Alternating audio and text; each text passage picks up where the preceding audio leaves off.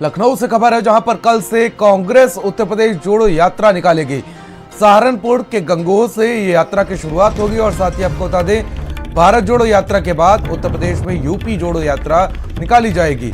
यात्रा के लिए 36 सदस्य कमेटी का गठन किया गया है और कल कुल 11 जिलों से ये यात्रा गुजरेगी।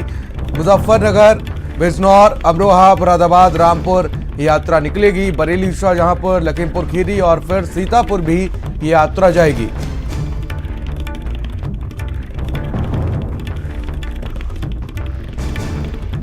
संदीप खेर हमारे संवाददाता एक बार फिर से हमारे साथ जुड़ चुके हैं, तो अपडेट्स और जानकारी के साथ। संदीप, क्या कुछ अपडेट और जानकारी आपके पास, क्योंकि जिस तरीके से देखा जाए कि राहुल गांधी ने भारत जोड़ो यात्रा चलाई थी और उसके बाद अब यूपी जोड़ो यात्रा का क्या कुछ अहम योगदान रहेगा 2024 के चुनाव को लेकर, क्योंकि जिस तरीके से देखा जाए तो ऐसा कहा जाता है कि जिसने यूपी को साध लिया उसने केंद्र की राजनीति पर कब्जा कर लिया और शायद यही वजह है कि अब उत्तर प्रदेश में कांग्रेस साधने के लिए यहां पर यूपी जोड़ो यात्रा निकाल रही है।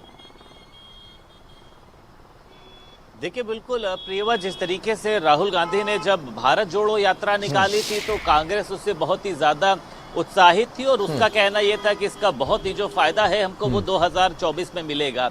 अब देखिए, हालांकि कांग्रेस पार्टी जो कल से अपनी उत्तर प्रदेश जोड़ो यात्रा यानी यूपी जोड़ो यात्रा शुरू कर रही है, इसका नाम बदला गया। इसका पहले जो नाम था वो परिवर्तन यात्रा था।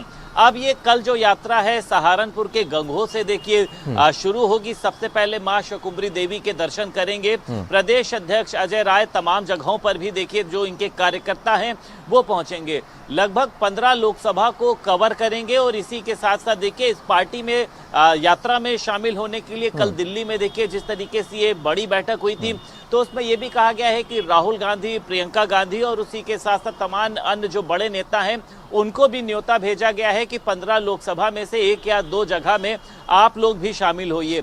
भारतीय जनता पार्टी के खिलाफ मोर्चा खोलने के लिए ये पूरी एक रणनीति बनाई जा रही है और इस यात्रा को देखिए सॉफ्ट हिंदुत्व को भी माना जा रहा है कि कांग्रेस जो है, क्योंकि कल देखिए पहला दिन मां शकुंभरी देवी के दर्शन करने, उसी के साथ साथ एक मजार पर चादर चढ़ाने और इस यात्रा का देखिए लगभग 20 से 22 दिन तक की यह यात्रा रहेगी। लेकिन इस यात्रा का जो समापन है प्रियवत वो सीतापुर के नैमिषारण्य से किया जा रहा है। यानी कांग्रेस पार्टी का ये कहना है कि अब धार्मिक स्थल पर हम लोग भी पहुंच रहे हैं। हालांकि भारतीय जनता पार्टी देखिए इस पे पलटवार कर रही है कि चलो चुनाव के बहाने कम से कम कांग्रेस पार्टी को भगवान की याद तो आई। ये लोग तो भगवान राम का अस्तित्व नहीं मानते थे।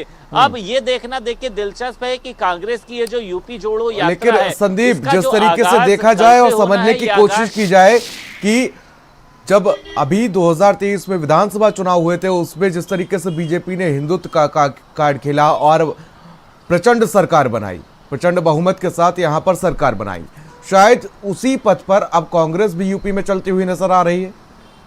क्योंकि जिस तरीके से अजय राय की अगर हम टाइमलाइन देखें तो जब वो यात्रा की शुरुआत करेंगे और उसके बाद जो रास्ते में मंदिर पड़ेंगे, मस्जिद पड़ेंगे और फिर इसकी शुरुआत भी मंदिर से हो रही है और इसका अंत भी मंदिर में ही हो रहा है। देखिए, बिल्कुल प्रियवत, इसमें कोई दो राय नहीं है। ये कहा जा सकता है कि कांग्रेस भी अब भारतीय जनता पार्टी की राह पर चलती हुई नजर आ रही है। हालांकि देखिए भारतीय जनता पार्टी के एजेंडे में हमेशा से ही राम मंदिर, काशी, मथुरा ऐसे तमाम धार्मिक स्थल शामिल रहे, लेकिन कांग्रेस पार्टी ने जिस तरीके से धार्मिक स्थलों की तरफ रुख किया है, जिस तरीके से, हालांकि और आपको एक बात मैं और बताऊं कि अखिलेश यादव ने भी अपनी एक जो बैठक है वो नैमिषारण्य में करी थी। भारतीय जनता पार्टी ने भी अपनी एक बैठक जो है नैमिषारण्य में करी थी जहां पे मुख्यमंत्री योगी आदित्यनाथ पहुंचे थे। तो कांग्रेस देखिए